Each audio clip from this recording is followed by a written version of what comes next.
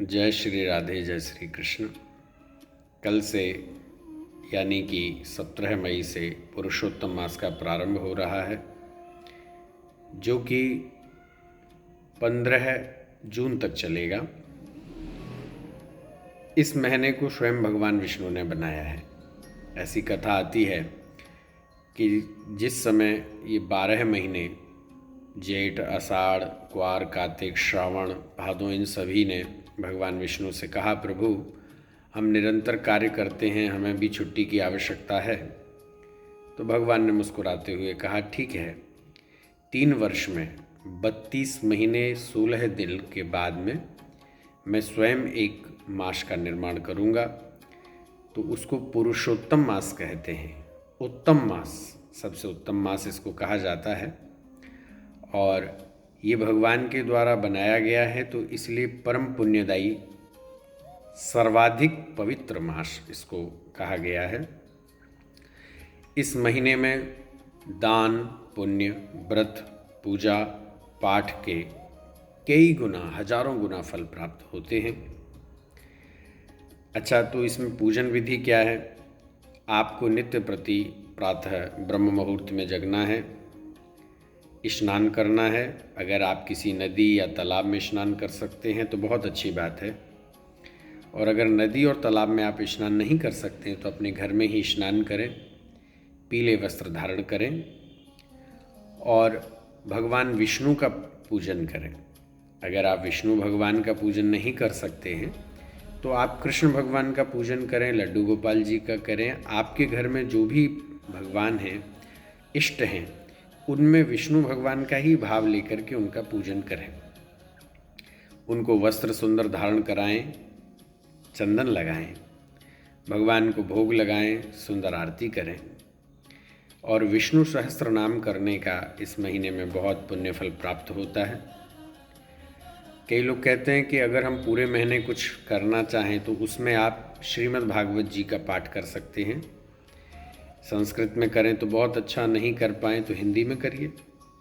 हिंदी में अगर आप भागवत जी नहीं करना चाहते हैं तो श्रीमद् भागवत गीता के 18 अध्याय हैं, उनका नित्य प्रति थोड़ा थोड़ा पाठ करें। या फिर परम पुण्यदायी भगवान विष्णु का, नारायण का मंत्र है, ओम नमो भगवते वासुदेवाय, द्वादशाक्षरी मंत्र है। इस मंत्र का जाप भी आप कर सकते हैं। वैसे तो कहा गया है कि अगर कोई 48 लाख बार इस मंत्र का जाप करे तो उसको साक्षात भगवान की प्राप्ति हो जाती है। तुलसी माता का पूजन भी करें और मंदिर में घी का दीपक जलाएं। वैसे संध्या के समय आप नदी के किनारे तुलसी जी के बिरवा के पास में या देवालय में, मंदिर में घी का दीपक जलाएं। नियम में एक समय लवण रहित, नमक के रहित आप भोजन प्रसाद पाएं। इस महीने में आने वाली एकादशियाँ, पूर्णिमा और अमावस्या को फलाहारी रह करके भगवान के द्वादशाक्षरी मंत्र का या महामंत्र का आप जाप करें। एक और बहुत सुंदर नियम आप कर सकते हैं। अगर आप किसी तीर्थ में रहते हैं, धाम में रहते हैं, तो आप नित्य प्रति वहाँ की परिक्रमा कर सकते हैं। जैसे हमारे वृंदावन के संत, रसिक, भक्त लोग वृंदावन की, गिरिराज जी की परिक्रमा करेंगे। कुछ भक्त तो ऐसे हैं जो सुबह भी करेंगे, शाम को भी करेंगे। अच्छा, इस महीने में क्या ना करें? इस महीने में सबसे पहले क्रोध ना करें। जितना हो प्रसन्न चित्त रहिए। क्रोध करने से हमारे पुण्य नष्ट होते हैं। और आप इस महीने में मांस, मदिरा, आमिष भोजन का त्याग करें। प्याज, लहसुन भी नहीं खाएं तो बहुत अच्छा रहेगा। और अपने नख, नाखून, केश, चूल इत्यादियों को ना कटवाएं, क्षौर कर्म ना करें और 1 मास तक ब्रह्मचर्य का पालन करें। किसी जीव की हत्या ना करें, किसी से कटु वचन ना बोलें।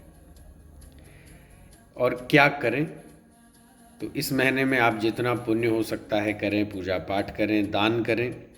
तो दान के लिए सबसे अच्छी वस्तु है कि आप इस पुरुषोत्तम मास में पीला वस्त्र दान करें। जैसे कोई ब्राह्मण देव हैं, उनको आप पीले धोती कुर्ता दान कर सकते हैं, पीली दाल दान कर सकते हैं। आप उतने सामर्थ्यवान ना हो तो दीप दान करिए, नदी में जाके, तालाब में जाके दीप दान करें संध्या के समय में।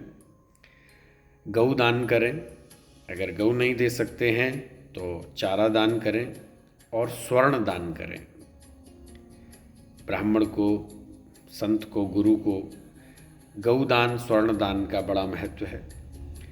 और अगर आप उतने सामर्थ्यवान भी नहीं हैं तो नाम दान करें।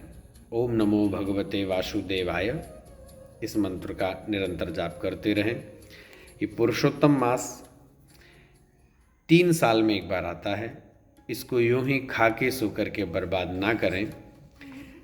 दानम जपस तपो होमः स्वाध्याय पितृतर्पणम् सर्वमक्षयताम याति पुरुषोत्तम सन्निधौ। इस महीने में दान, तप, होम, स्वाध्याय, पितरों का तर्पण और भगवान का भजन ये परम पुण्यदायी है।